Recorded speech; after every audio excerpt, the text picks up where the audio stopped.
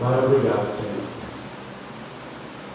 Espírito Santo, nós te agradecemos por mais uma manhã que recomeça. Pai, a tua palavra diz que as misericórdias do Senhor são de fato de não sermos consumidos. Pai, a tua palavra diz que ela se renova cada amanhecer. É uma nova manhã. Queremos estudar, ouvir a tua palavra hoje como jamais ouvimos, Pai.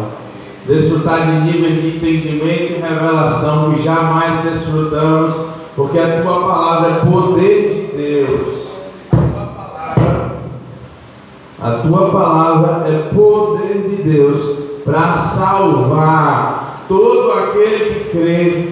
E aquele que crê nas palavras do Senhor experimentará o melhor desta terra. Aquele que ouvir atentamente a tua voz, esse comerá do melhor desta terra. Esse experimentará dos maiores benefícios e das maiores experiências que um homem pode ter, pois todas as bênçãos espirituais estão, Senhor Deus, colocada para nós, disponível para nós nas regiões celestiais, por causa de Cristo Jesus, por meio dele, por intermédio do sacrifício, da morte e ressurreição dele, podemos dizer, Pai, que temos vida e vida eterna. Senhor, muito obrigado pela morte de Cristo. Estamos hoje estudando sobre os batismos e pedimos que essa doutrina, esse ensinamento venha fluir para transformar as nossas vidas e enraizar em nosso coração uma palavra que nos levará à prudência, à novidade de vida, que não venhamos ouvir hoje mais uma lição com um mau gosto, um coração pesado, para que não, Senhor, se apague de nós, se esqueça de nós, Senhor. A tua revelação é teu Espírito, mas tenha liberdade. Aquece cada coração hoje com a tua fome, com a tua sede, com o teu amor, Pai, e nos traz capacitação do alto, pois sem ti nada podemos fazer. Amém, irmão? Amém. Obrigado, Jesus. Irmãos, eu queria que vocês abrissem Hebreus, no capítulo 6, versículo 1. Ô, Mico.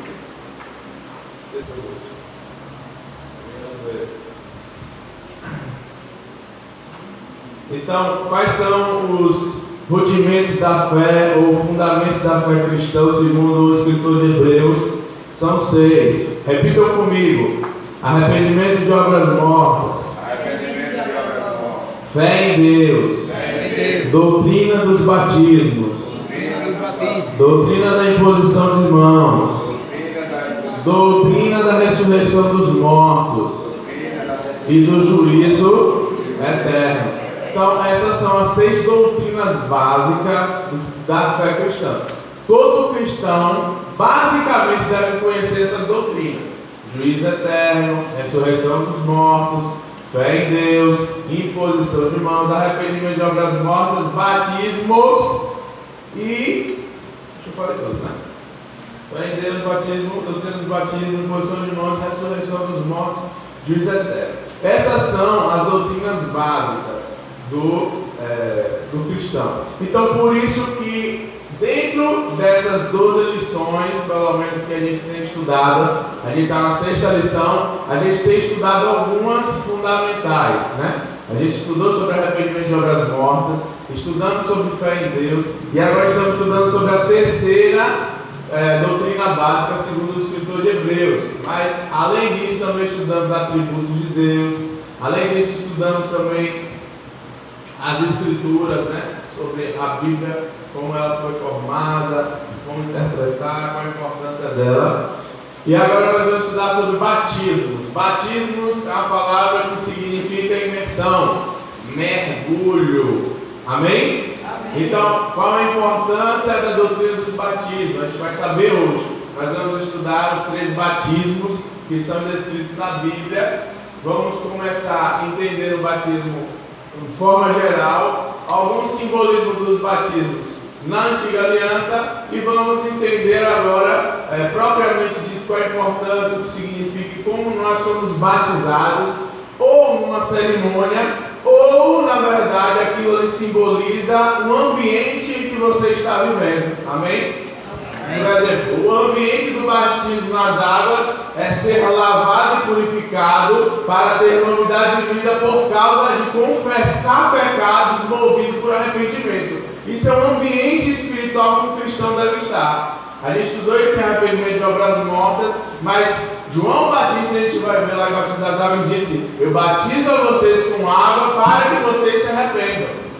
Então, João pregava sobre arrependimento, pregava sobre a visão de Deus, o que Deus achava acerca das coisas, sobre o quão o homem estava longe dele, o que estava errado, o que eles deveriam permanecer, para que eles se arrependessem das suas obras, confessassem seus pecados e, num ato simbólico de fé, eles encontrassem ali seus pecados lavados, perdoados, como simbolismo também da morte e ressurreição do homem em Cristo Jesus. Amém? Amém.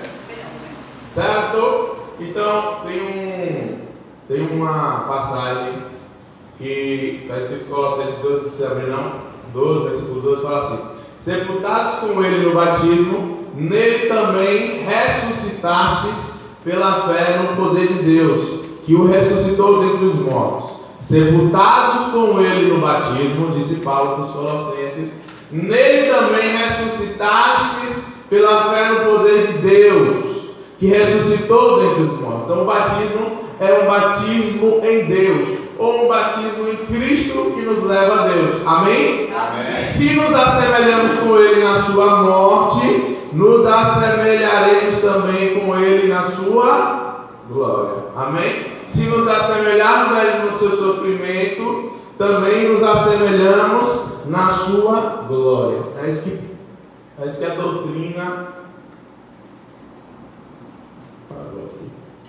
É isso mais ou menos que diz a doutrina. Então, o que é que Paulo fala lá em Hebreus capítulo 6? Eu queria que vocês abrissem só para a gente ter eu acho que é o melhor texto para falar sobre batismo, é Romanos capítulo 6.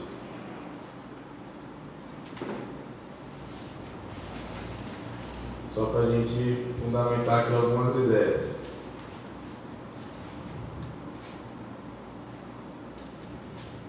Certo? Então, o que diremos, pois? É assim que está o início. 6:1. Vamos ler o capítulo 6. Todo, né? Todo sobre isso. Assunto. O que diremos, pois? Permaneceremos no pecado para que a graça multiplique, abunde? A resposta aí é óbvia, não. Se você estudar o contexto do capítulo 5, Paulo estava falando sobre pecado e graça, perdão, justificação, eleição de Deus. Agora ele está dizendo, a graça não deve ser uma desculpa para você pecar. Amém? Presta atenção aqui. A graça não deve ser uma desculpa para você pecar. Eu vou pecar para que a glória ou a graça de Deus se mostre cada vez mais misericordiosa, mais graciosa. Ele está falando, não é para a graça não funciona para você pecar mais. A graça funciona para que você possa superabundar sobre aquilo que antes lhe escravizava, ou ter força contra aquilo que lhe escravizava. Porque todo reino que precisa ser dominado, ou que quer dominar, ele precisa exercer força superior. Então a graça, ela tem uma força superior ao quê? Ao poder do pecado, à lei do pecado que nos aponta nossos erros. É isso que Paulo está dizendo. Então, para que isso? Para que vocês tenham capacidade para não ser submetidos à lei do pecado, para que vocês não pequem mais. Versículo 2, de modo nenhum, né? A resposta dele. Nós que estamos mortos para o pecado, como é que vamos viver nele? Ou não sabemos que todos quantos foram batizados em Jesus Cristo, fomos batizados em sua morte, de sorte que fomos sepultados com ele pelo batismo da morte, para que como Cristo ressuscitou dos mortos pela glória do Pai, assim andemos nós também em novidade de vida. Porque se fomos plantados, preste atenção nessa expressão, se fomos plantados juntamente com Ele, com Jesus, na semelhança da sua morte, também seremos na da ressurreição, na sua ressurreição. Versículo 6, sabendo isto, que o nosso homem velho foi com ele crucificado, para que o corpo do pecado seja desfeito, para que não sirvamos mais ao pecado. Então, Paulo fala sobre um crucificado e um batizado. O batizado é aquele que encontrou a morte e encontrou a ressurreição, ou que mergulhou, ou que estava num ambiente onde ele foi completamente englobado, emergido por ele e saiu dele, modificado por aquele processo. E agora ele está comparando aqui o batismo com crucificação, ou o batismo com a morte também. Ou seja, todo aquele que ressurge, todo aquele que encontra a novidade de vida tem que passar pela morte. Jesus falou isso, que aquele que não amar mais, que amar mais pai, mãe, filho, filha, sogra, nora, qualquer coisa desse mundo, mas que ele não é digno de mim. Porque aquele que perder a sua vida por amor de mim encontrará vida, certo? Por quê? Porque eu também perdi a minha vida por amor de vós. Se vocês se assemelharem a mim, perdendo a sua própria vida por amor de mim, assumindo a minha vida, eu então manifestarei a minha vida em vós. É um princípio estabelecido por Deus. Todo aquele que quer viver vida de Deus ou vida eterna, ele deve experimentar da renúncia, da morte, que quer dizer o não, é o grande não. Crucificado ele não tem direito, amém? Pessoa que está morta, ela não tem voz, não tem vontade, ela não tem direitos. Então é se colocar como completamente morto para aquela antiga natureza, dizendo um não completo a ela, e agora estando apto para o sim da nova vida. Estão entendendo? Como Jesus falou também, vocês não podem servir a dois senhores. Então ou vocês servem a carne, ou vocês servem ao Espírito. Ou as obras da carne vocês se sujeitam, porque o servo do pecado é aquele que comete o pecado. Então o servo das obras da carne é aquele que procede, que comete as obras da carne. E o servo do Espírito de vida é aquele que opera no ambiente do Espírito de vida. E Paulo está ensinando agora sobre a importância do batismo, que é uma vida antagônica, onde quanto mais morto eu estou para mim, mais vivo eu posso estar para Deus, a depender do que eu creio. Se eu creio nisso, se eu creio que o poder de Deus se manifesta na minha fraqueza, o poder de Deus se manifestará na minha fraqueza. Se eu não creio que o poder de Deus não se manifesta na minha fraqueza, o poder de Deus não se manifesta na minha fraqueza. Amém? Amém. É condicional a sua fé. Jesus falou, da mesma forma que vocês julgam, serão julgados. Todo aquele que crê terá o poder de fazer. O quê? O monte ser transportado, nada é impossível ao que crê. Então, quem não crê nesse poder, obviamente não vai viver. Quem ficar achando, o batismo é só morrer para o mundo e viver para Deus, mas não experimentar isso, não ter a convicção que é poderoso, é poder de Deus para fazer isso na minha vida, aí essa pessoa vai viver ou não a depender dessa fé. Amém? Amém. Vamos ler mais, versículo 7. Porque aquele que está morto está justificado do pecado. Ora, se já morremos com Cristo, cremos que também com Ele viveremos, sabendo que, havendo Cristo ressuscitado dos mortos, já não pode morrer, a morte não mais terá domínio sobre ele. Pois, quanto a ter morrido de uma vez, morreu para o pecado, mas quanto a viver, vive para Deus. Assim também vocês considerem como mortos para o pecado, mas vivos para Deus, em Cristo Jesus, o nosso Senhor. Presta atenção. Não reine, observe a expressão, versículo 12. Não reine, portanto, o pecado em vosso corpo mortal, para vocês obedecerem aos seus desejos pecaminosos. 13. Tampouco apresentem os vossos membros ao pecado por instrumentos de iniquidade, mas apresentai-os a Deus como vivos de dentre os mortos. Amém? E os vossos membros a Deus como instrumento de justiça. Presta atenção. Olha o que ele está falando. Versículo 12 e 13. O que é que ele está explicando ali? Presta atenção aqui, por favor. Que não reine portanto, o pecado em vosso corpo mortal.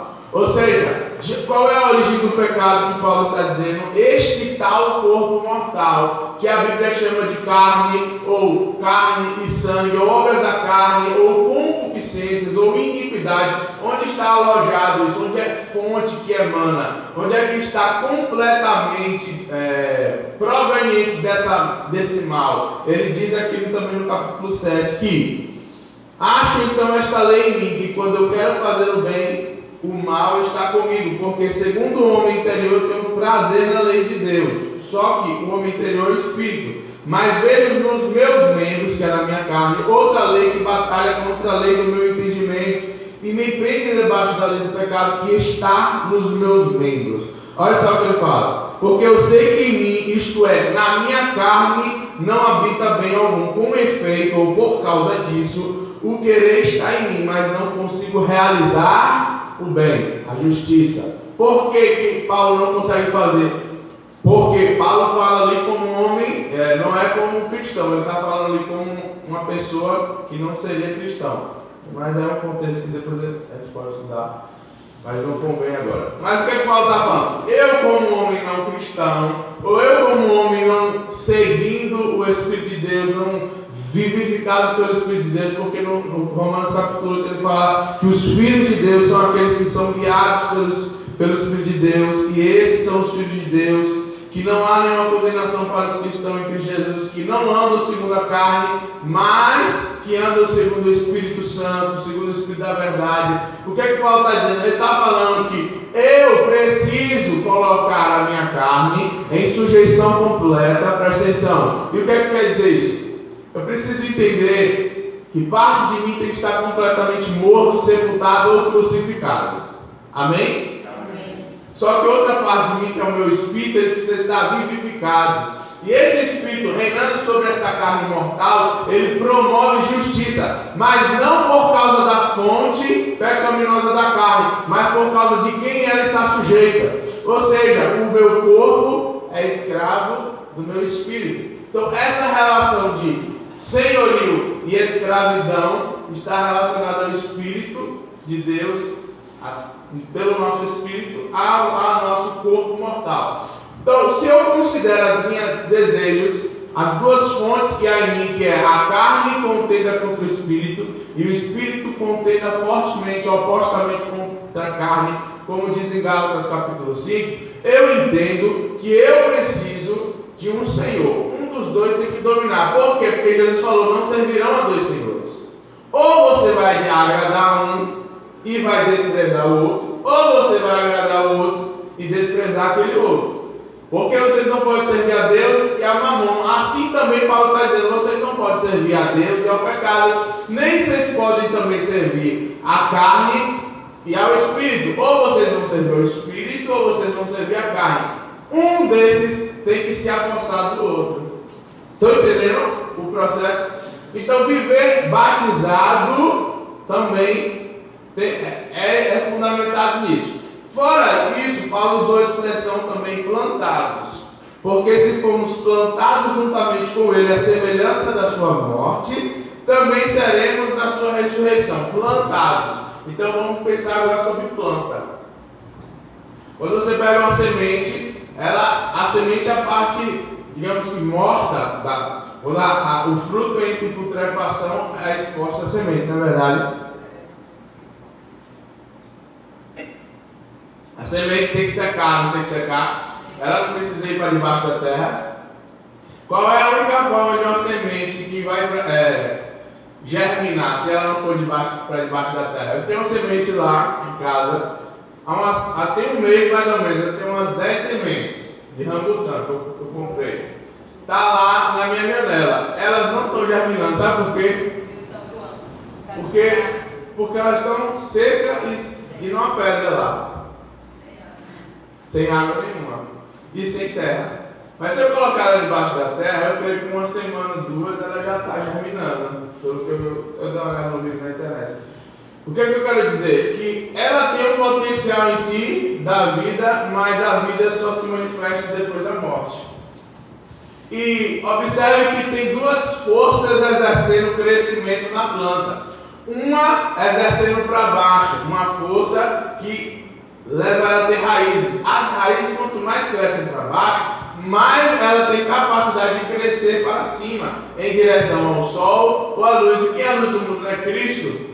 Não é Deus que é a luz do mundo? Então nós temos que entender que é uma força que nos coloca para baixo, que enraiza a gente na morte, e tem uma força que coloca a gente para cima, que nos faz romper a sepultura, o barro, a terra, e nos faz nos elevar cada vez mais perto do sol, mais perto do céu. Estão entendendo? Quanto mais enraizado, ou quanto mais eu entendo que as minhas obras da carne não podem gerar vida em mim mesmo, quanto mais eu crucifico a minha carne, quanto mais progressivamente eu me declaro morto, eu digo não para os meus desejos e minhas vontades, eu tenho a capacidade de estar mais perto de Deus.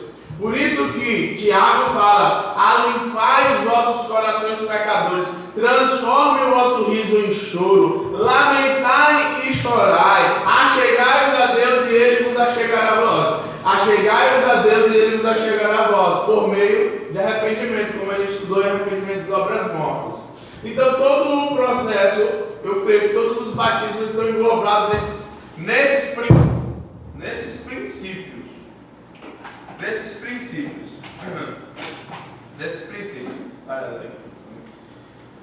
Quais são os princípios?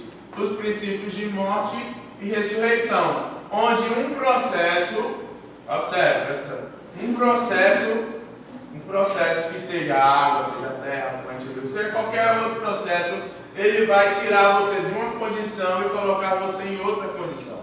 São processos para a vida de Deus estar em nós. Amém? Amém? Amém. Então nós precisamos entender esses processos para que a gente consiga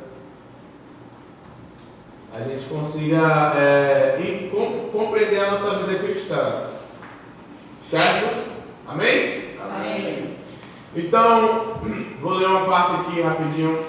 Está escrito em Colossenses também. O mistério que estava oculto desde todos os séculos, em todas as gerações, e que agora foi revelado aos seus santos, os quais Deus quis fazer conhecer quais são as riquezas da glória deste mistério entre os gentios, que é a glória deste mistério entre os gentios, os que estavam longe de Deus, que não conheciam as promessas, sem alianças. Essas pessoas receberam a glória do mistério, como Cristo Jesus neles, esperança da glória. O que quer dizer que Cristo estava guardado em Deus, escondido em Deus. A semente ela estava guardada no fruto, né, ou na fruta. Depois ela foi exposta, mas depois que ela foi exposta, ela precisou encontrar a morte, ou sair de cima da árvore, cair para baixo, que é um simbolismo de Cristo descendo, se esvaziando de si, que está em Filipenses capítulo 2, que é Deus se esvaziou de si mesmo da sua glória. Ele, sendo a forma de Deus, não teve por usurpação, não teve que ser igual a Deus, mas esvaziou-se de si mesmo, aniquilou-se a si mesmo, tomando a forma de homem, achado em forma de homem, se humilhou a forma de servo, estando na forma de servo, humilhou-se mais ainda a forma até a morte de cruz. Estão entendendo? Então, há processos que Cristo desceu. Depois que ele desceu, ele morreu, ele se expôs, ele se revelou. Depois que ele se revelou, ele foi para a morte. Depois que ele foi para a morte, ele ressurgiu. Depois que ele ressurgiu, ele ascendeu. Depois que ele ascendeu, foi glorificado. Nós sabemos que ele irá voltar. Amém? Amém. Então, todos esses processos são símbolos da vida cristã também. Amém? Se você se assemelhar com ele na vida, nessa vida terrena, você se assemelhará com a vida dele celestial. Se você se assemelhar com ele na sua morte, se assemelhará na sua ressurreição. Se você se assemelhar com ele no seu sofrimento, se assemelhará com ele na sua glória. Quanto mais parecido você for com Jesus nessa terra, mais experimentará dele. Basicamente, esse o fundamento dos batismos. Amém? Amém. Então, vamos falar sobre o batismo das águas. No Antigo Testamento, que não tem na apostila, né? Algo extra. Por exemplo, logo no início a gente vê lá em Gênesis capítulo 1, que quando a terra estava sem forma e vazia, e havia trevas sobre a face do abismo, havia duas coisas interessantes. havia águas, e o Espírito Santo que pairava sobre as águas. Amém? Quando Jesus foi batizado nas águas, o que aconteceu logo quando ele saiu das águas? João Batista testemunhou que viu como uma pomba descer do céu, cair sobre ele, e ele disse que ele tinha recebido o Espírito Santo, e que por causa disso esse era aquele que era ungido de Deus, que batizava as pessoas no Espírito Santo e no fogo, que ele não era digno de desatar as correias das suas sandálias, que ele não tinha... ele era menor do que ele, apesar de ter se revelado antes dele, o precursor da pregação do Evangelho do Reino, mas estava preparando o caminho para o Senhor. Quando vieram perguntar: tu és o Elias, tu és o profeta, tu és o Cristo, ele falou: eu não sou Cristo, eu não sou Elias, eu não sou profeta, eu sou a voz que clama no deserto, que diz na Isaías: vou endireitar o caminho para o Senhor. Eu estou endireitando aqui, estou anunciando ele. Toda vez que um rei vem num lugar, que um governo vem, ele deve ser anunciado antes, certo? Amém? Então, João Batista é um precursor disso, um anunciador, um mensageiro da vinda do Messias. E como é que ele anunciava? Pregando o Evangelho do Reino e batizando pessoas com água. Amém? Então nós vemos no Antigo Testamento, por exemplo, símbolos disso. O dilúvio é um batismo das águas da terra, não é isso? A terra foi batizada com águas completamente. Foi ou não foi?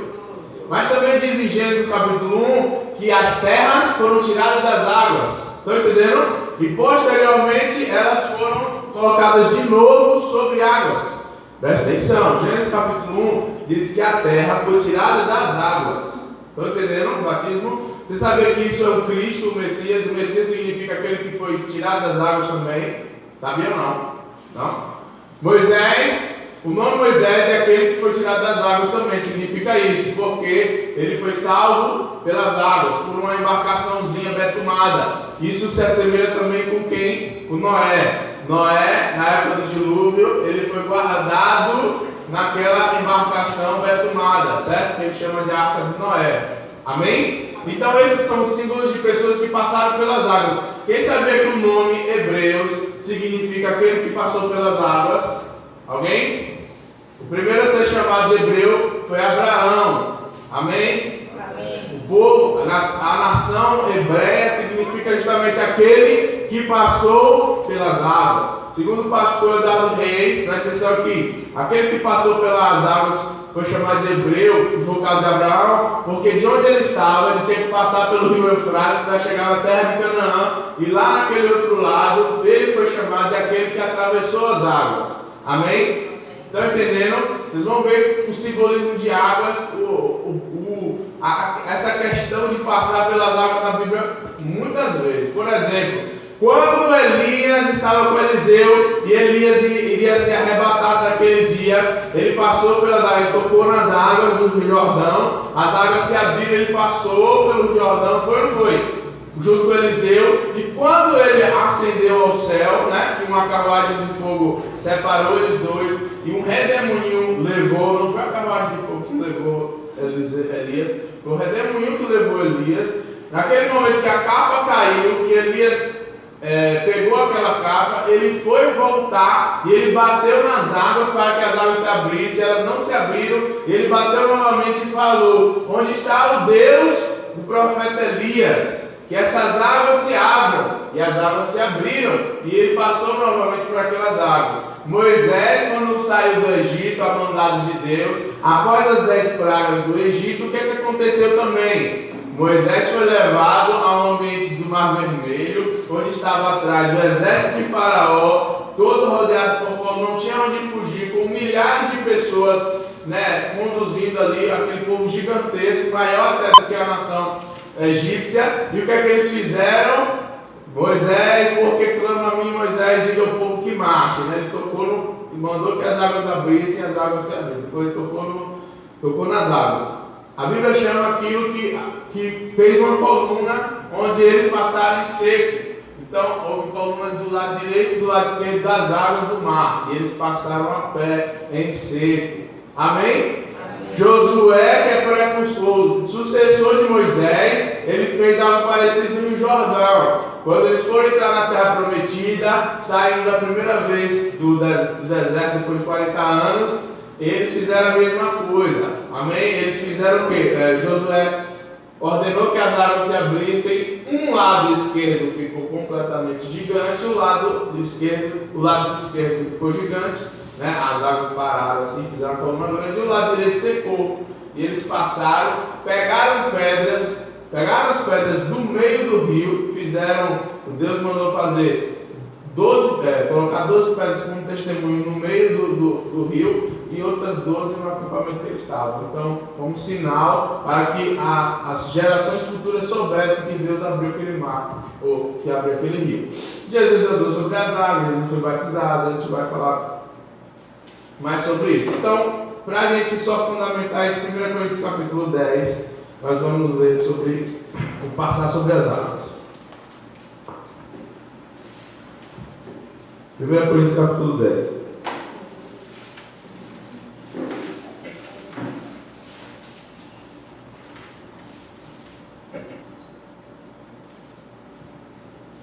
Versículo 1 fala assim: ora, irmãos, não quero que vocês ignorem que os nossos pais estiveram todos debaixo da nuvem, e todos passaram pelo mar, e todos foram batizados em Moisés, na nuvem e no mar, e todos comeram de um mesmo manjar espiritual, alimento espiritual, e beberam todos de uma mesma bebida espiritual, porque bebiam da pedra espiritual que os seguia, e a pedra era Cristo. Estão entendendo? São símbolos do Antigo Testamento. A nuvem representa a proteção de Deus, e também o ambiente. Nós sabemos que a nuvem produz chuva, né? Produz água. E da pedra saiu águas, e ainda eles passaram pelas águas. E Paulo chama isso aqui de batizados em Moisés. Eles foram batizados em Moisés. O que quer dizer isso? Batizados pela mesma unção e graça que estava ali, apresentado pelo precursor, pelo libertador Moisés. Então, o batismo, ele sempre é direcionado por um precursor, ou por uma pessoa que lhe direciona a isso. Deus levanta um profeta, declara que o povo está em pecado, declara que precisa passar por um processo. Esse processo é um processo de santificação, de purificação, de libertação. Esses processos colocam você em outra condição, e esse processo coloca você em uma condição de morte e ressurreição. Ou seja, ele vivifica aquilo que está morto nesse processo. O objetivo do processo dos batismos é levar você à graça, ou seja, o poder de Deus se aperfeiçoa em nossa fraqueza, e Deus vivifica tudo que está morto. Mas eu preciso saber o quanto está morto para saber o quanto eu preciso de vida e depender e clamar a Deus. Está entendendo? Porque se eu tenho uma dívida e não sei, quando é que eu vou necessitar dela? Se eu tenho uma dívida de R$1 milhão, mas nunca soube dessa dívida, eu vou fazer o que para pagar ela? Eu não vou fazer nada. E se eu sei e não tenho condição de pagar, eu vou pedir ajuda e me render àquele que tem todas as coisas. Porque toda boa dádiva, todo dom perfeito vem do Pai das luzes, onde não há variação, porque Ele é imutável. Se Deus é o nosso provedor, o Jeová Jireh de todas as coisas, porque Ele me deu a respiração, a vida, o mantimento, e tudo que há foi destinado ou servido a mim por o seu amor, eu sei que nele é a fonte de vida eterna, e Ele tem a solução para todas as coisas, porque o Filho, ele se volta ao Pai como o seu protetor, como o seu provedor. Então, essa necessidade de reconhecer, de ter essa necessidade de a Deus, é o que Jesus falou também: bem-aventurados os pobres do Espírito. Pobres de Espírito é necessitados do Espírito de Deus. São pessoas que não acham que tem Deus o bastante, ou tem bens o bastante, que isso lhe sacia, mas por causa da sua capacidade. Pega um homem cheio de saúde, trabalhador, que está bem na vida financeira, coloca a enfermidade dele, bota ele no hospital, você vê a situação que ele vai estar, sendo que os médicos não conseguem sarar a doença dele. Aí essa pessoa vai compreender nesse processo o quanto ela depende de Deus. Por quê? Porque foi colocado à luz a sua dependência e a sua falta de capacidade. O batismo é apresentar-se à morte, só que voluntariamente, pelo reconhecimento. Estão entendendo? É colocar-se voluntariamente à morte. Foi o que Jesus falou: meu Pai me ama porque eu voluntariamente me doei em amor por vós. Estão entendendo? Voluntariamente. Então o batismo é um chamado de Deus para que voluntariamente a gente se entregue aos processos onde Deus vai vivificar, vai transformar aquilo que está morto ou necrosado, alguma coisa parecida, para que isso aconteça. Então no Antigo Testamento a gente vai ver ainda outras passagens que diz por assim: ainda que vocês passem pelas águas, elas não te submergirão. Ainda que vocês passem pelo fogo, ele não te destruirá. Nós vamos ver, a gente vai estudar sobre o batismo do fogo, mas perceba que sobre a face das águas, lá em Gênesis, onde havia trevas, o que se movia sobre a face das águas é o Espírito Santo, porque as águas pré-anunciam o Espírito de Deus. Amém? Amém. Depois do batismo das águas, houve o dia de Pentecostes, o dia onde os discípulos estavam festejando, mas todo judeu eles comemoravam a festa das primícias, que é chamada de festa de Pentecostes, quer dizer 50 dias após a Páscoa, amém? De 50. Então eles estavam comemorando e foram batizados pelo Espírito Santo, mas perceba que na Bíblia essa expressão trina de batismo nas águas, batismo no Espírito, batismo no fogo, essa questão de três, Espírito, alma e corpo, Deus Pai, Deus Filho e Deus Espírito Santo, 3 dias da ressurreição de Jesus, coisas semelhantes a estas, elas vão aparecer na Bíblia comentando, assegurando o caráter de Deus. Por exemplo, o templo da antiga aliança era dividido em 3 partes, em átrio, santo lugar e santíssimo lugar. Por exemplo, como eram divididas as ofertas desse templo? Elas eram divididas em 3, em holocaustos, em ofertas de manjares e ofertas de sacrifícios. Cada uma era para alguma coisa, tinha um propósito, cada uma era bem diferente, elas anunciavam, representavam coisas diferentes, mas as ofertas que eram dadas a Deus, que eram os sacrifícios que eram feitos, que eram os clamores de redenção, os pedidos de redenção apresentados a Deus, lembre que eram divididos em 3 partes: holocaustos, ofertas de manjares e ofertas de sacrifícios. As ofertas de sacrifício eram para 9 tipos de pecados, as ofertas de holocausto eram para a santificação e as ofertas de manjares era para um tipo de ritual de comunhão, comunhão. Então nós vamos ver, por exemplo, que cada oferta dessa, tanto a de holocausto, tanto a de manjares, como as ofertas de sacrifício eram divididas em 3. Diga assim: oblação, libação e o cheiro suave. Oblação, libação e cheiro suave. Diga assim: holocaustos, oferta de alimentos e oferta de sacrifício. Amém? Qual é o símbolo de holocausto em Cristo Jesus quando ele se esvaziou de si mesmo? Qual é o símbolo de... porque a oferta de holocausto era lavado pés e entranhas. Amém? Jesus fez isso também nos discípulos dele. Ele falou: pela minha palavra o interior de vocês é lavado, mas só precisa lavar agora os pés. Por quê? Porque eles estavam sendo preparados para uma oferta de holocaustos. Amém? Certo? A oferta de manjares, a ceia do Senhor é uma oferta de manjares.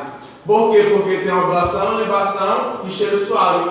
E outra oferta de cheiro suave. Cada elemento da Santa Ceia que nós observamos, vemos, a ceia verdadeira, a ceia que foi instituída na Páscoa, lá em Êxodo capítulo 12, e ao que os discípulos fizeram são ofertas representando os manjares. Depois da oferta de holocausto, foi Cristo Jesus e também ele preparou seus discípulos, ele ceiou com eles, oferta de manjares. Depois veio o sacrifício, que é o cordeiro que eles comem na Páscoa. Amém? Certo? Os pães asmos, aquelas coisas todas que não esqueci o nome agora, ela é feita na mesma noite, só que na madrugada, naquela noite, tem que comer rápido aquele cordeiro, completamente assado. Tem todo lá em Êxodo, capítulo 2, vocês podem ler melhor. Então, uma oferta de holocausto, ela anuncia uma oferta de manjares, e a oferta de manjares anuncia a oferta de sacrifício. Assim como o batismo nas águas pré-anuncia o batismo no Espírito Santo, e o batismo no Espírito Santo pré-anuncia também o batismo do fogo, porque eles são processos interrelacionados,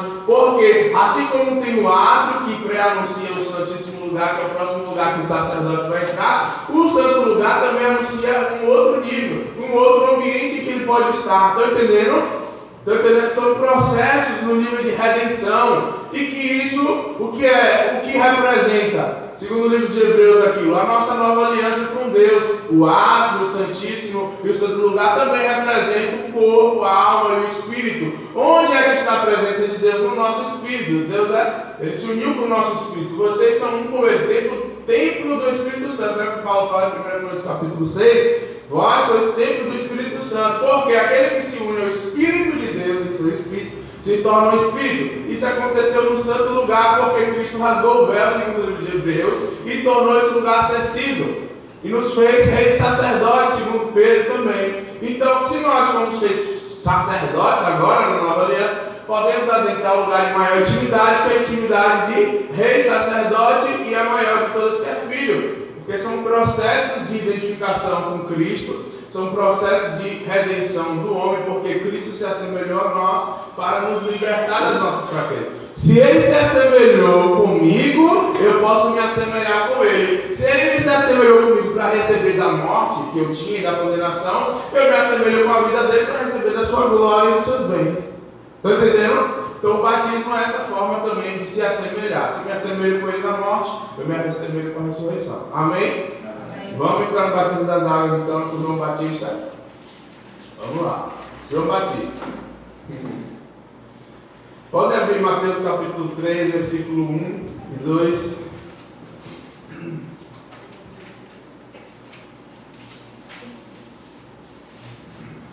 Rapidamente.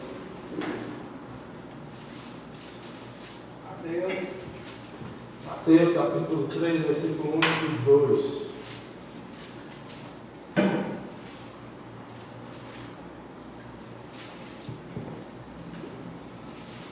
Achou?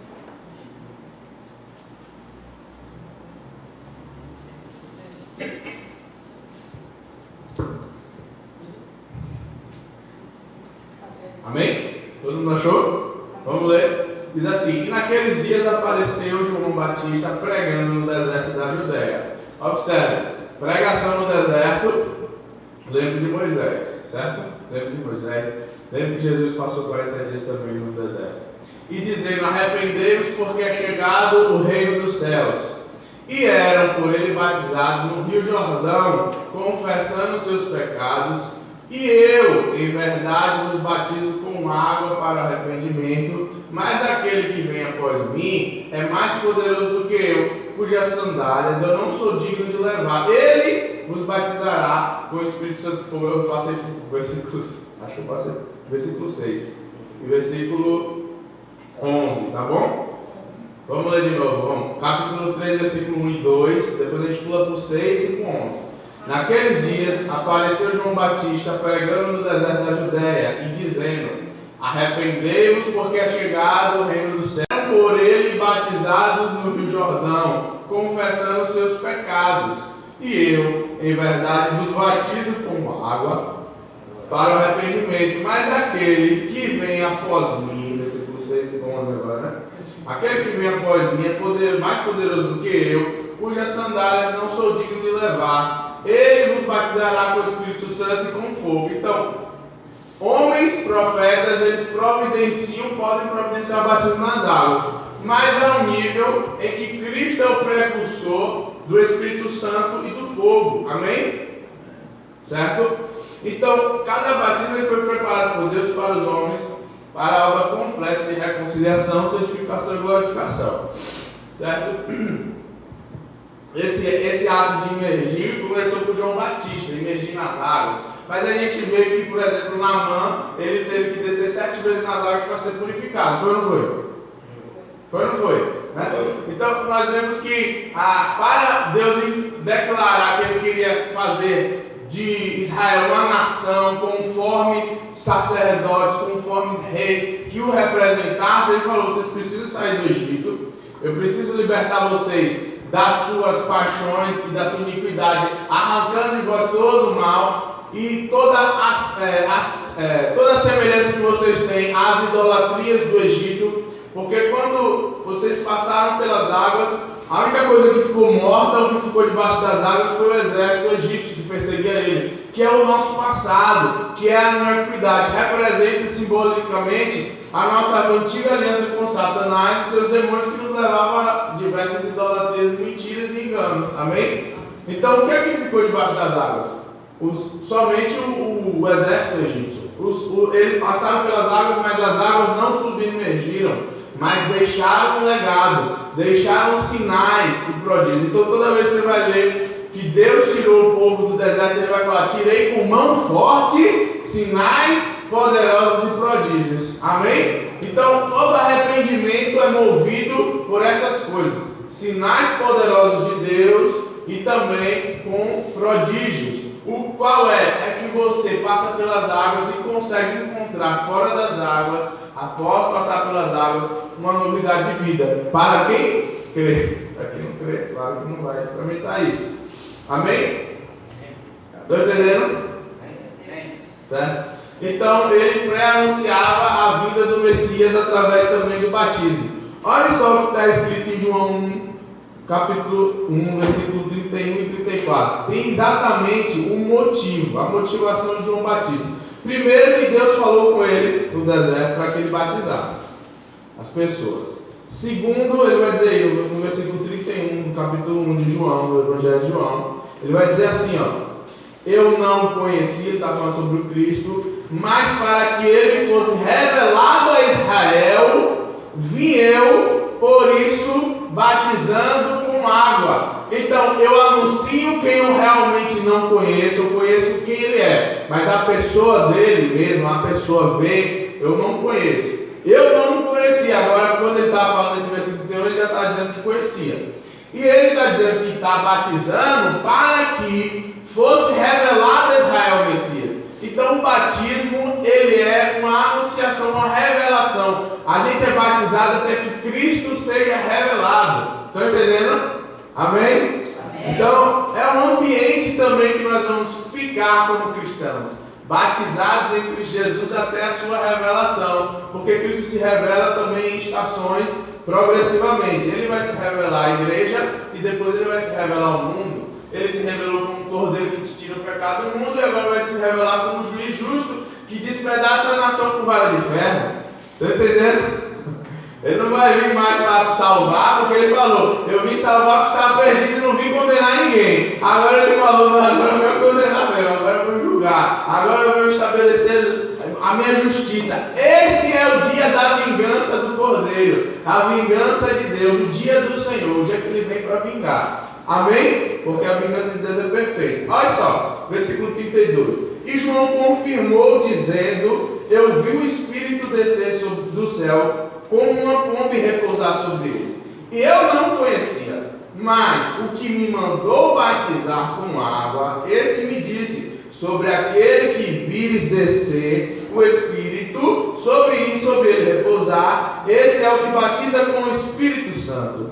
Eu vi e tenho testificado que este é o Filho de Deus. Quando João vai falar também sobre Jesus e sobre o Espírito Santo, olha o que ele fala aqui, ó.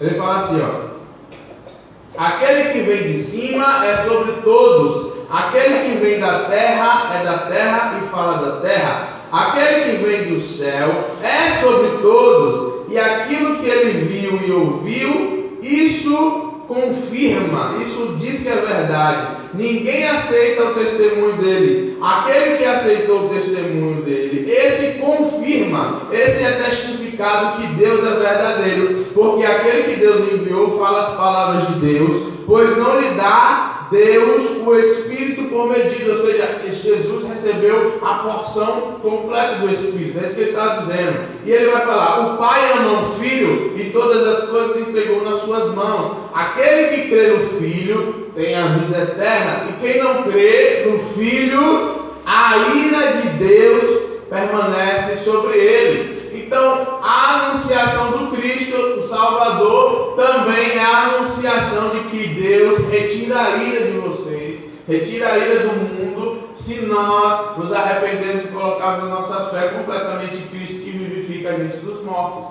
que vivifica a gente da condição pecadora, que vivifica a gente, traz esperança de vida e transforma o coração de dentro para fora. Só que aqui ele já está falando sobre o Espírito Santo. Por quê? Porque o batismo nas águas anuncia o batismo que vem após ele. Amém? Amém.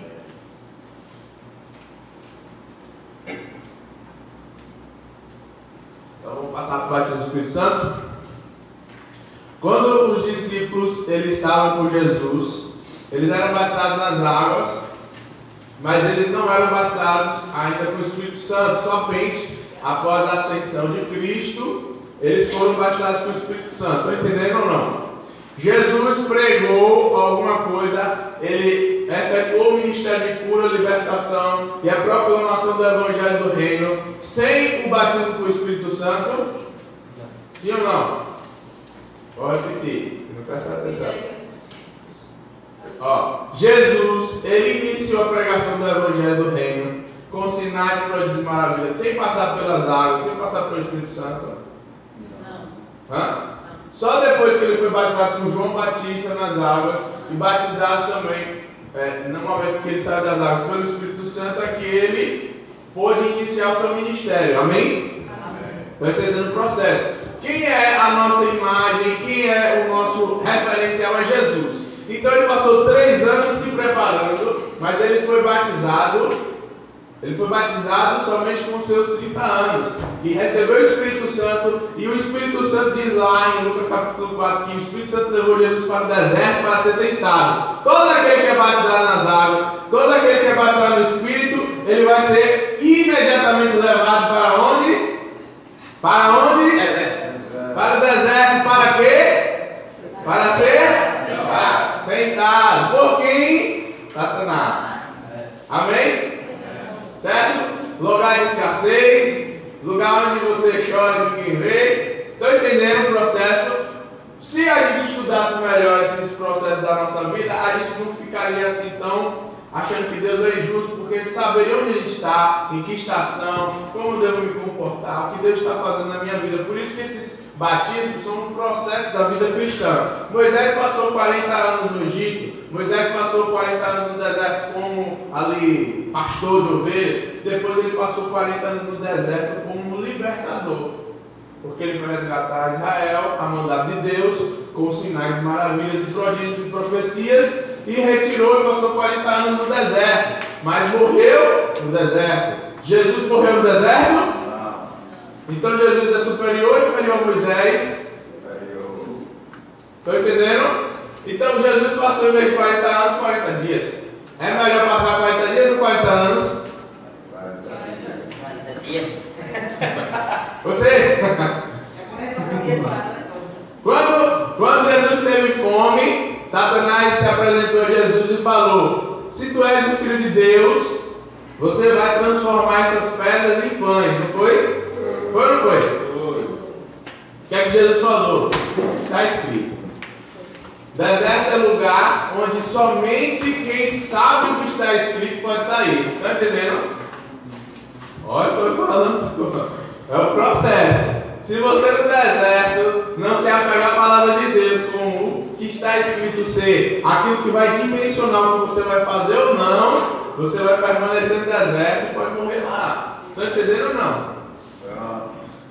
Pois Deus falou para Moisés: porque você não santificou o meu povo e não cumpriu aquilo que eu lhe disse, não entrará, mas morrerá nesse monte. Morreu ou não morreu? Morreu. Estão entendendo ou não? Então, estudar esses batismos, esses processos é importante.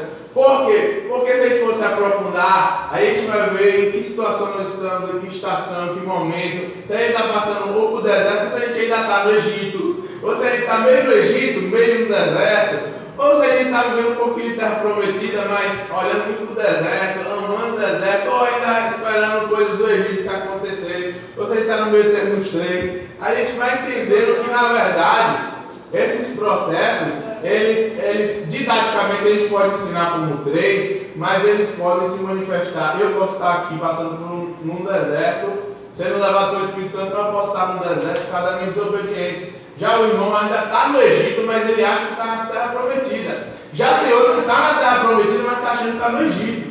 Já tem outro que está desfrutando da terra prometida e governando sobre ela e expandindo o reino de Deus. Já outro está na terra prometida, mas está deixando ali os jebuseus, não está expandindo o reino, está deixando aquela coisinha que Deus mandou ele fazer, ele não fez, mas ele está no tempo de governo dele, mas não está fazendo tudo que Deus fez. Então, tudo aquilo é a representação dos processos de batismo. A gente vai entender que o batismo com o Espírito Santo é um momento, uma estação. O batismo com as águas promove coisas e o batismo com o fogo promove coisas ainda superiores ou mais maduras. Amém? Amém. Quer falar, irmão? Não, você já disse. Tá. Então, essa é a importância. É claro que a gente não vai falar porque a gente está introduzindo todos os assuntos aqui, né? A gente fala sobre todos os batismos. Tem que acabar ainda de manhã, então não dá tempo de falar tudo. Mas eu acho extremamente importante. Eu acho que quando a gente começa a estudar a Bíblia e entender, fica tão bom estudar a Bíblia. Agora quando a gente lê pouco e entende pouco, a gente começa a compreender que é chato mesmo. Mas quando a gente começa a entender e vai encaixando o quebra-cabeça de Deus, os sinais, e ver as repetições e ver que tem coisa que tem a ver, que se encaixa. Quando a gente consegue, pelo menos, juntar uma partezinha do quebra-cabeça, já fica legal. Né? Quando junta mais e mais e vai juntando os quebra-cabeça, vai entendendo melhor, isso se torna interessante. Mas quando a pessoa desiste né? As escrituras se tornam chatas. Mas entender isso me dá subsídio para viver a vida que eu estou vivendo hoje, entender onde eu estou, o que eu preciso fazer. Eu estou em um momento de arrependimento, eu preciso me cobrir de saco, de cinza, eu tenho que me humilhar, eu tenho que ouvir aquelas acusações e ficar calado. Ou não, eu estou num momento em que eu vou ser acusado, mas eu vou ter agora a palavra de Deus no meu espírito para declarar, não vou ficar me preocupando, mas eu sei que Deus vai dar resposta na minha boca. Mas tem momentos que Jesus falou, debateu, brigou, pegaram pedra para matar ele, levaram ele para jogar de um precipício e ele simplesmente permaneceu pregando o evangelho, fugia, continuava pregando. Teve um momento que ele se calou, se entregou completamente. Então a gente tem que entender quando é que eu preciso me entregar em justiça e quando é que eu preciso declarar as verdades de Deus ou me justificar. Todos esses ambientes a gente vai entender. Se eu estou no Getsemane, eu sei que eu tenho que chorar, suar sangue e falar: Senhor, seja feita a tua vontade, não a minha. Se for possível, faz a minha. Mas se não for possível, atua em primeiro lugar. Se eu estou no Calvário, eu sei que eu não tenho lei ao meu dispor, eu não tenho homem ao meu dispor, não tenho família ao meu dispor, todos se viraram contra mim, eu sou mais indigno e mais desprezível. Se eu estou naquele momento de condenação, eu não vou falar mais nada, eu vou fazer como Jesus fez. Se calou diante dos seus acusadores, como ovelha muda, foi levado ao matadouro. Pedro recebeu essa revelação de Jesus no último capítulo de João. Ele falou: Pedro, você é jovem hoje, mas você será mais velho. Hoje você vai onde você quer, mas um dia você será levado a um lugar que você não quer ir. E João escreveu assim, João falou, e isso falava-lhe acerca de como ele morreria. Pedro foi morto, segundo a história, de cabeça para baixo, porque ele se achava indigno de morrer da mesma forma que Jesus, de cabeça para cima. Mas ele se entregou completamente porque Deus falou como ele iria morrer. E ele perguntou: e esse aqui, que é João que estava com ele, e esse aqui como é que vai morrer? Jesus percebeu que era só inveja, que era só competição de Pedro e falou: o que vai acontecer com ele não tem nada a ver com você, né? Ouça o que eu estou lhe dizendo e fica sua. É só uma rasteira, mais uma para Pedro. Calma. Para Pedro ficar na dele e entender o que está falando com ele, está falando com o outro, o que está a ver a porta do outro para a dele. Então, Paulo falou várias vezes isso também. Eu não tenho a minha vida como preciosa, mas antes que se cumpra aquilo que está decretado sobre mim, né? Ele está falando sobre a sua morte lá em Atos, e também tem uma carta que ele escreve a Timóteo, que ele fala que o sangue dele, a vida dele já estava sendo entregue para a mortificação como preço de libação, que é uma forma de oferta de líquida, certo? Lembra que toda oferta tem forma sólida, que é a oblação, oferta líquida, que é a libação, e oferta de cheiro suave e agradável, que é gordura, azeite, perfumes, etc. Né? Então, essa é a tricotomia ou o tripartidarismo de toda oferta, porque quem foi se entregue como oferta de sacrifício foi Jesus, que também ele é trino, ele é espírito, ele é alma, ele é corpo, e ele tem sangue como representado na ceia, ele tem o corpo como é representado na ceia, e tem o cheiro suave e agradável, pode ser azeite, pode ser várias outras coisas, que eu não sei especificamente. Entenderam? Certo? Amém? Amém.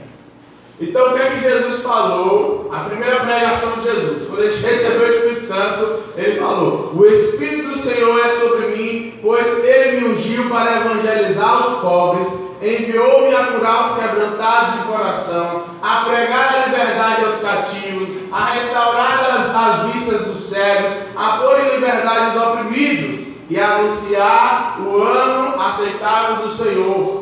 Certo? Então, para que você é ungido?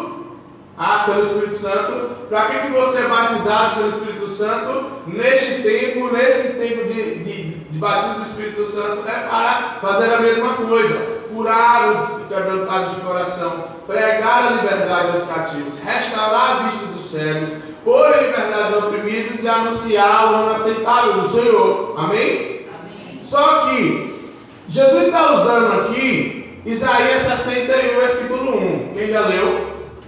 Alguém? Mas abra Isaías 61, versículo 1, só para vocês verem.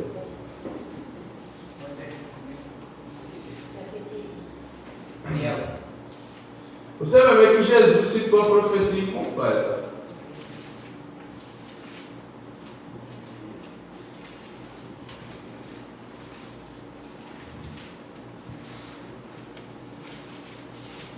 Versículo 1 e 2.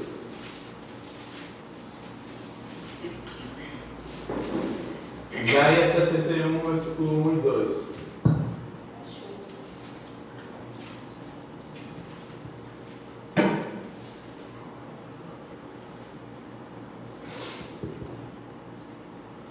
Jesus, ele está pregando isso lá em Lucas capítulo 4, a primeira pregação dele em Nazaré.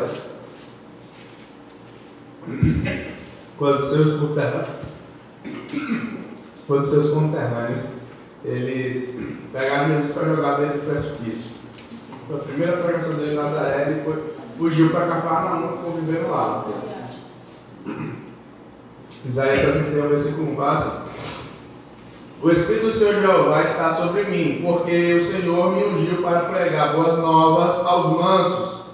Enviou-me a restaurar os contritos de coração, proclamar liberdade aos cativos, abertura de prisões aos presos, apregoar o ano aceitável do Senhor, o dia da vingança do nosso Deus, e consolar todos os tristes. Só que Jesus não falou sobre esses dois últimos aí, não. Ele falou, naquele momento ele não disse sobre a vingança do nosso Deus, nem consolar os tristes. Estou entendendo? Estou entendendo ou não? Então ele sabia que aquela profecia, naquele tempo, naquela estação, o Espírito do Senhor tinha preparado ele para aquilo. Faltou umas coisinhas ali que ele ia anunciar posteriormente. Por isso eu preciso entender o processo do batismo, em que tempo de estação eu estou, para saber o que é que eu estou fazendo, para eu não estar fazendo o que eu deveria fazer em outro, entendeu? Para eu não misturar as coisas e acabar batendo os pés pelas mãos. Então Jesus sabia que a primeira vinda dele era para salvar tudo que se havia perdido, e que a segunda vinda dele para o mundo, seria para juízo. Ele ia anunciar o reino, e aqueles que se voltassem a ele de coração e que entendessem que o reino dos céus é superior ao reino das trevas e que amassem a ele mais do que a sua própria vida, esses iriam reinar com ele. Mas quem rejeitar, ele viverá, né, sob rejeição. Então, quando os discípulos estavam vivendo com Jesus, já anunciando o Evangelho, eles eram batizados nas águas. Só que Jesus deu poder a eles para curar todos os enfermos e expulsar os demônios, mesmo não sendo batizados com o Espírito Santo. Amém? Então eu posso receber da unção de um homem que é cheio do Espírito Santo e andar naquela unção, experimentar o poder que ele experimenta no nível de curar enfermos e expulsar demônios? Posso. Limpar leprosos, ressuscitar mortos? Posso. Porém, você vai ver que quando se trata de outras questões, o Espírito Santo, ele é incomparável. Por exemplo, Jesus, no Mateus capítulo 16, Jesus está conversando com os discípulos. Aí ele pergunta, como é que as pessoas, o que é que elas entendem sobre o Jesus, sobre mim? Quem eu sou? Um fala que é Jeremias, outros falam que é o Elias, outros falam que é um dos profetas. Aí ele falou, todos errados, né? Obviamente, todos errados. As pessoas não sabiam quem realmente Jesus é. E vocês? Quem vocês dizem que eu sou? Aí Pedro se levantou logo e falou, tu és o Cristo, o Filho de Deus, o Messias, o enviado, né, para salvar o mundo. E Jesus falou, bem-aventurado és tu, Pedro, ele chama de Cefas, etc. Ele fala que o que Pedro tinha, o que ele estava falando, ele não aprendeu com homem algum, mas pelo próprio Pai, que estava no céu, que revelou a ele. Presta atenção. Só que logo depois ele falou que Pedro receberia poder e autoridade sobre essa pedra que ficaria na igreja. Eu estou dando a Pedro essa chave que do céu, que ligares na terra será ligado no céu. E Pedro, depois disso, Jesus começou a anunciar a morte dele e a sofrimento dele, que precederia a glória. E ele falou, Senhor, chamou Jesus para um cantinho e falou, Senhor, tenha compaixão de ti. Tipo, arrepende-te desse teu pecado. Porque você está falando que vai sofrer? Não, você é o rei dos reis. E aí Jesus entendeu que não era Pedro, que era o cão mesmo falando. Que Pedro estava completamente guiado por Satanás e não compreendia discernir. Ou seja, a mesma pessoa que recebeu a revelação de Deus, que Jesus era o Messias, no mesmo contexto, uma conversa que aparentemente foi rápida, ele já estava falando por Satanás. E Jesus falou, sai daqui, Satanás, vai-te, Satanás, porque não compreende as coisas que são de Deus, mas somente as que são dos homens. Mas Pedro não estava compreendendo as coisas que são de Deus. Só que o que é uma pessoa sem estar cheia do Espírito Santo? É uma pessoa completamente, facilmente influenciável. Por quê? Porque Jesus falou que o Espírito Santo, uma das coisas que ele faria era nos guiar em toda a verdade, nos lembrar daquilo que Jesus tinha ensinado e nos acrescentar revelações ou entendimento sobre aquilo que nós não tínhamos entendido que ele tinha falado. Estão entendendo? São coisas que o Espírito Santo faz. E o que o Espírito Santo vai fazer também? Consolar. Aqui uma das coisas é consolar. E a vingança do Senhor, a gente sabe que não vai ser feita por nossa geração de cristãos. A vingança do Senhor verão, posteriormente, eu creio que após a igreja ser arrebatada, virá a vingança de Deus e posteriormente a tribulação depois de 7 anos, virá o Jesus com a sua ira, como está escrito em Apocalipse 19 e 20. Ele virá e governará mil anos aqui na terra e ele reinará sobre toda a terra e ele colocará muitas coisas nos seus devidos lugares e concretizará todas as promessas para Israel. Amém?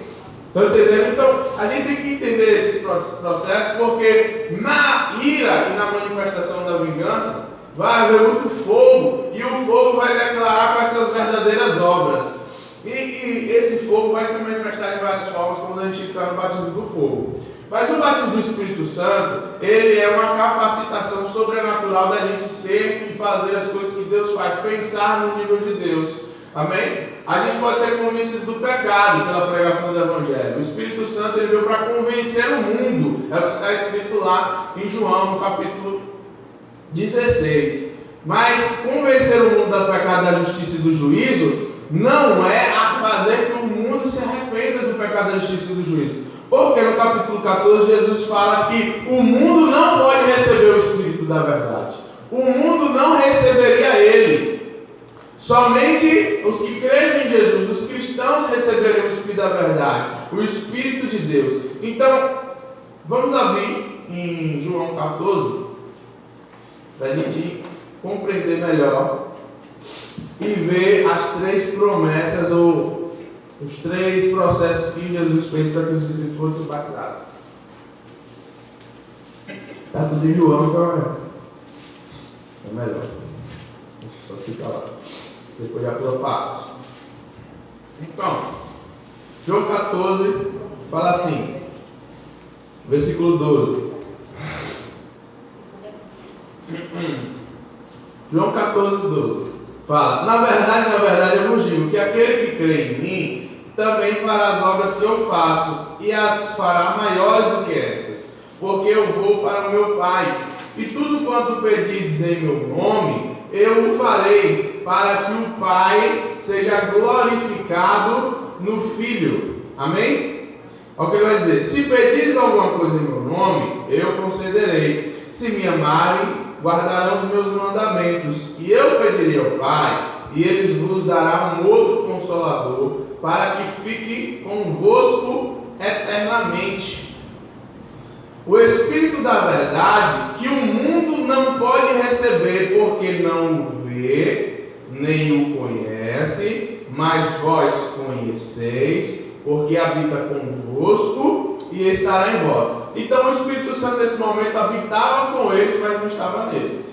Estará em vós é futuro. Estão entendendo? Ele vai estar em vocês. Isso é o batismo com o Espírito Santo. Agora, ele está com vocês. Esse Espírito da verdade, o mundo não recebe e o mundo não conhece. Então, quando aqui no capítulo 16, no versículo 7, fala assim: todavia digo-vos a verdade, que convém que eu vá, porque se eu não for, o Consolador não virá a vós, mas se eu for, enviar-vos-ei, eu vou enviar o Espírito Santo. E quando ele vier, convencerá o mundo do pecado, da justiça e do juízo. Do pecado, porque não crê em mim, da justiça, porque eu vou para meu Pai, e não me vereis mais, e do juízo, porque já o príncipe deste mundo está julgado. Ainda tenho muito que vos dizer, mas vós não podeis suportar. Versículo 13 fala assim: quando vier aquele Espírito da verdade, estou no capítulo 16, versículo 13.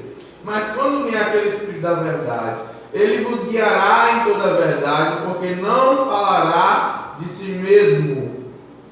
Porque não falará de si mesmo, mas dirá tudo o que tiver ouvido e vos anunciará o que há de vir, né? E vos anunciará o que há de vir. Então, quem é o revelador das coisas futuras? Quem é o prosseguidor da obra de Cristo, capacitador das obras iguais, semelhantes e maiores?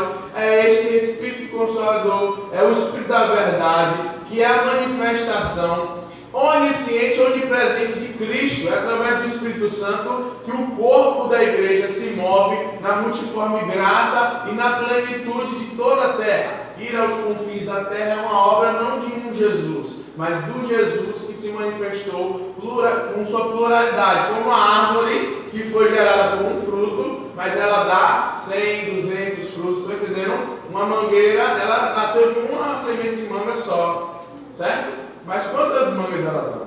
Então é essa obra que está sendo anunciada aqui por Jesus, que é uma potencialização de frutificação, que é uma potencialização da obra de Deus e do ministério para a proclamação e preparação do reino, para que Cristo venha agora assumir o reino potencialmente. Então o reino também tem uma semelhança. Observe, o reino é apresentado semelhante a algo, o reino é apresentado com a realidade e o reino também é apresentado com a sua manifestação. São 3 processos. Nós não vamos estudar sobre o reino dos céus, o reino de Deus, mas Jesus também está falando sobre isso, né? Que ele vai para o Pai, mas o Espírito Santo o substituirá, será o outro Consolador que guiará vocês na verdade e continuará a minha obra por meio de vocês. Estão entendendo? Então o Espírito Santo é o nível que o homem encontra de ser batizado e imergido dele para se potencializar, ou se capacitar para ser uma testemunha de Jesus, iniciar ou prosseguir com o ministério de Cristo na terra. Amém? Estão entendendo que é outro nível, né? Certo? Então no capítulo 14, versículo 26, fala assim: mas aquele Consolador, o Espírito Santo, que o Pai enviará em meu nome, esse vos ensinará todas as coisas, vos fará lembrar de tudo quanto vos tenho dito. Amém? No capítulo 15, versículo 26, fala assim, ó: mas quando vier o Consolador, que eu da parte do Pai vos hei de enviar, aquele Espírito da verdade que procede do Pai, ele confirmará sobre mim, e vós também confirmarei, porque vocês estiveram comigo desde o princípio. Certo? Estão entendendo? Essas são funções do Espírito Santo que seria manifestado nos discípulos de Cristo. São uma dessas funções. Agora, voltem aí para o capítulo 7, só para a gente ver a primeira vez que Jesus chama os discípulos para receber o Espírito Santo. Capítulo 7, versículo 37. Diz assim: no último dia, o dia da grande festa, Jesus pôs-se em pé e clamou, dizendo: se alguém tem sede, venha a mim e beba. Quem crê em mim, como diz as Escrituras, rio de águas vivas correrão do seu ventre. E isso disse ele do Espírito Santo que havia de receber os que nele crescem, porque o Espírito Santo ainda não tinha sido dado, por ainda Jesus não ter sido glorificado. Então, a glorificação de Jesus e o que Jesus estava fazendo aqui era ser um precursor do batismo do Espírito Santo. Ele precisava ser glorificado. Ele falou: eu preciso ir ao Pai, se eu não for ao Pai, o Espírito Santo não vai poder vir. Então são processos para que as pessoas fossem batizadas no Espírito Santo. Aqui é a primeira vez que Jesus chama pessoas, e que João aqui explica que ele dizia isso do Espírito Santo que estaria dentro deles, fazendo que o ventre deles, que é o Espírito deles, que é onde eles geram, fazendo com que a palavra de Deus, que é onde nós podemos dizer que digerimos, né, a palavra, né, é uma representação também, onde nós digerimos, encontrará fontes de rios de águas vivas, mas como rios, não mais como fontes de mananciais, como Jesus falou para aquela mulher samaritana. Agora a potencialização, a fonte virou agora rios, é mais ou menos isso. Quando você abre agora no capítulo 20 de João, no capítulo 20 de João, diz o seguinte, lá no versículo 21. Vamos dizer na hora que é melhor. Tá, Jesus tinha ressuscitado, e essa é a primeira manifestação, a apresentação dele aos discípulos aqui no livro de João. Amém? João 20, 19 fala assim: chegada, pois, a tarde daquele dia, o primeiro dia da semana, que é o domingo, estando fechadas as portas, onde os discípulos, com medo dos judeus, se tinham ajuntado, chegou Jesus e pôs-se no meio deles e disse: Pai seja convosco. E dizendo isto, mostrou suas mãos e o seu lado, de sorte que os discípulos se alegraram vendo o Senhor. E Jesus disse, outra vez ele disse: Pai seja convosco, assim como o Pai me enviou, também eu vos envio a vós. E havendo dito isto, assoprou sobre eles e disse: recebei o Espírito Santo. Aqueles a quem vocês perdoarem os pecados serão perdoados, aqueles em que vocês retiverem serão retidos. Amém? Então, essa foi a segunda vez que Jesus menciona o Espírito Santo, com o processo em que eles estavam recebendo o Espírito Santo. Mas esse receber o Espírito Santo aqui, pelo sopro, deu uma capacidade que Jesus nunca falou, que era de perdoar e reter pecado, né? Já em Atos capítulo 1, nós vamos ler outra promessa que Jesus falou, que agora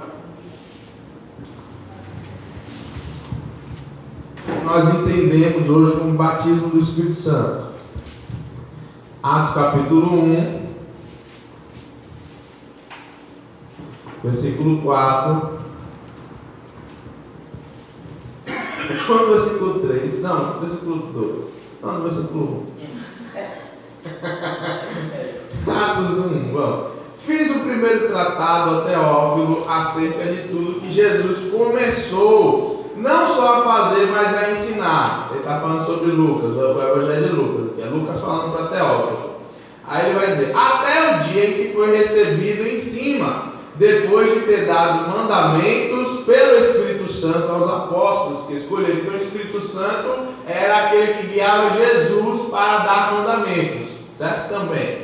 Aos quais também, depois de ter sofrido ou morrido, se apresentou vivo, ressurreto, com muitas e infalíveis provas, sendo visto por ele por espaço de 40 dias, e falando do que diz respeito ao reino de Deus. Estando com ele, versículo 4, determinou que não se ausentasse de Jerusalém, mas que esperasse a promessa do Pai, que disse de mim, disse ele de mim, ouvistes, porque, na verdade, versículo 5, João batizou com água, mas vocês sereis batizados com o Espírito Santo, não muito depois desses dias. Aquele que se haviam reunidos perguntaram, Senhor, restaurará neste tempo o reino de Israel? E Jesus disse, não vos pertence saber os tempos e estações que o Pai estabeleceu em seu próprio poder. Versículo 8, mas recebereis a virtude do Espírito Santo, que há de vir sobre vocês, e vocês serão testemunhas, tanto em Jerusalém, como na Judéia, Samaria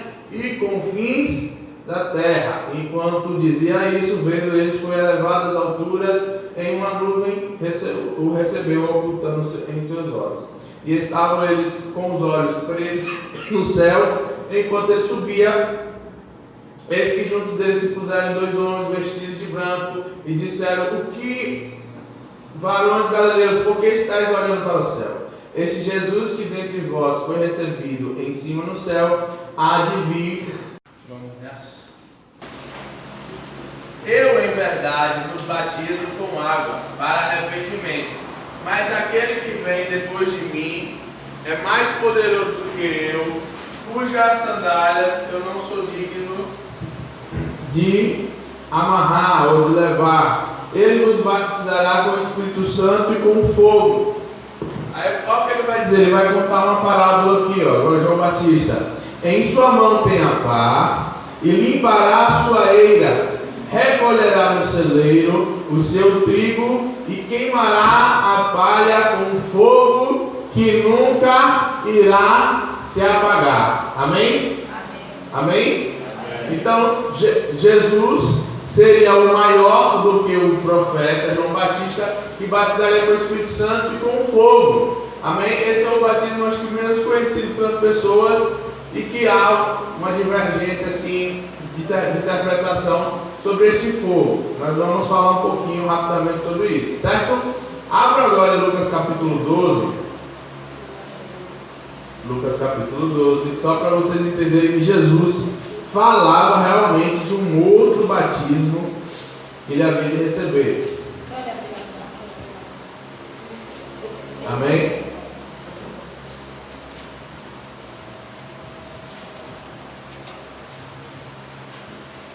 Lucas capítulo 12, versículo 49. Lucas 12, 49. Todo mundo? Vi lançar fogo na terra. E o que eu mais quero, se já está aceso? Importa, porém, que eu seja batizado com um certo batismo, e como me angustio até que venha se cumprir. Cuidais vós que eu vim trazer paz à terra, não vos digo mais antes dissensão, porque daqui em diante estarão 5 divididos em uma casa, 3 contra 2 e 2 contra 3. Porque o pai estará dividido contra o filho contra o pai, o pai contra a mãe contra o filho contra a mãe, a sogra contra a nora e a nora contra a sogra. Amém? Jesus não está falando sobre brigas familiares comuns que as pessoas têm de sogra, nora, filho. Não está falando dessas brigas normais de desavença, de inimizade que são originadas no pecado do homem, na incapacidade de se relacionar de um homem pecador. Ele está falando sobre um homem cheio do Espírito Santo que agora se manifesta como um fogo. Ou seja, o fogo, proporciona divisão de pensamentos, certo? Em João, no capítulo 7, Jesus estava se preparando para ir para a festa do tabernáculo. Na verdade, estava orando para ouvir Deus falar para ele ir. E os seus irmãos falaram: se você é o Messias, o Cristo, vai e te mostra a todos e se revela. Porque quem é que possa ser o Cristo e que não vai se manifestar a todos?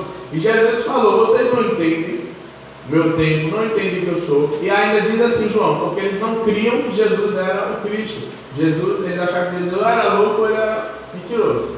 Então, os irmãos dele, lá Jesus fala aqui: o mundo não pode aborrecer vocês, mas eu aborreço as suas obras, porque faço justamente o contrário e manifesto pelas minhas obras o que o mundo realmente é. E lá em João também, no capítulo 3, quando Jesus fala que Deus amou o mundo de tal maneira que deu o seu unigênito, ou seu único filho gerado por Deus, para que todo aquele que nele crê não pereça, mas tenha vida eterna, Jesus falou que veio salvar o mundo, e quem cresce nele seria salvo. Quem não cresce já estava condenado. Aí ele vai dizer: e a condenação? Qual é a condenação? A condenação é esta. Olha só, João 3,18. Abra aí para mim, por favor. Só para vocês começarem a ver sobre como é que funciona esse batismo de fogo. 3,18. Fala assim, ó. João 3,18. Quem crê nele não é condenado. Quem não crê já está condenado, porquanto não crê no nome do unigênito Filho de Deus. 19. E a condenação é esta: que a luz veio para o mundo. Diga assim: a luz é igual ao fogo, certo? Nessa época não existia iluminação elétrica, então toda a luz que eles conheciam era luz proveniente de fogo, não havia outra fonte a não ser fogo, certo? Na natureza a luz é fogo.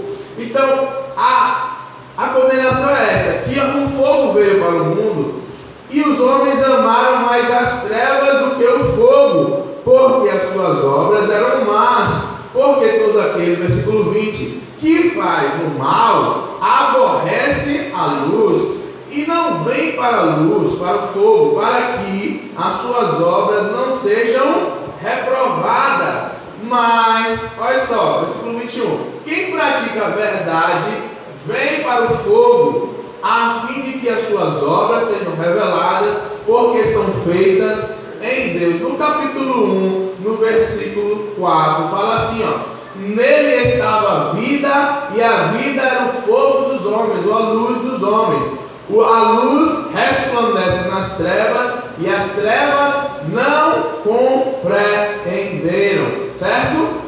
Não, versículo 8 fala assim, ó, no versículo 9: ali estava a luz verdadeira que ilumina todo homem que vem ao mundo. Amém? Então, se antigamente você quisesse ver alguma luz, toda luz tinha que ter fogo, certo? Quando Jesus fala: vós sois a luz do mundo, ele está falando que vocês são um candeeiro aceso. Tinha que ter óleo no candeeiro, normalmente óleo de oliva ou algo parecido, betume, algo que possa favorecer a combustão e haja fogo. Então ele fala: não se pode esconder uma candeia debaixo de um cesto, debaixo de uma mesa, mas tira-se ela, coloca-se no velador, que é um tipo de vela, que é um potinho que colocava um combustível, que era o óleo de azeite, para que acendesse o fogo num pavio, algo do tipo. Então coloca-se em lugar alto para que ilumine toda a casa e as pessoas saiam da sua escuridão.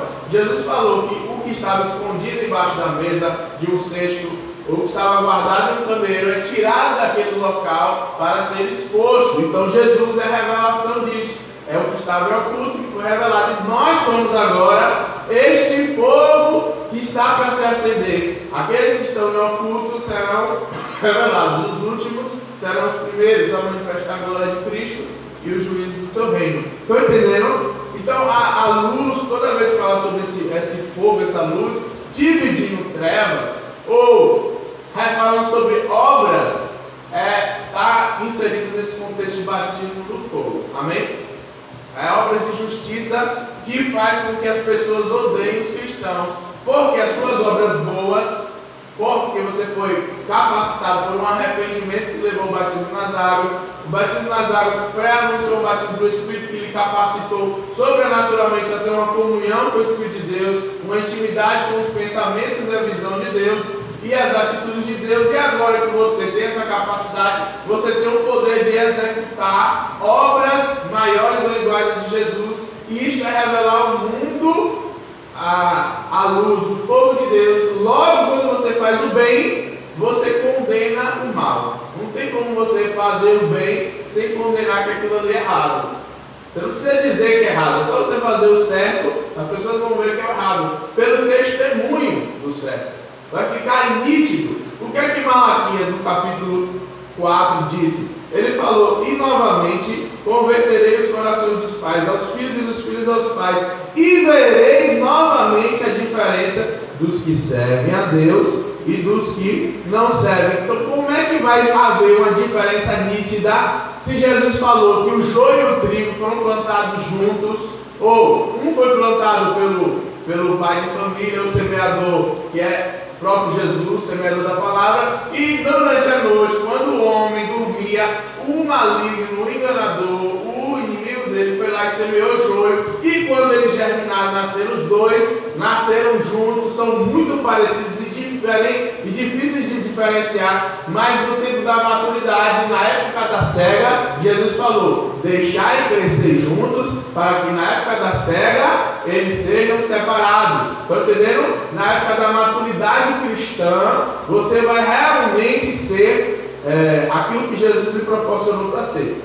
Então, está dizendo assim, na verdade é Malaquias 3,18: vereis outra vez a diferença entre o justo e o ímpio, entre os que servem a Deus e os que não servem. Então, para ver essa diferença nítida, precisa se colocar essas pessoas à prova. Tudo que precisa ser comprovado que é verdadeiro, precisa passar por teste. Então, nós temos o IMET, por exemplo, que é um teste de qualidade de produtos.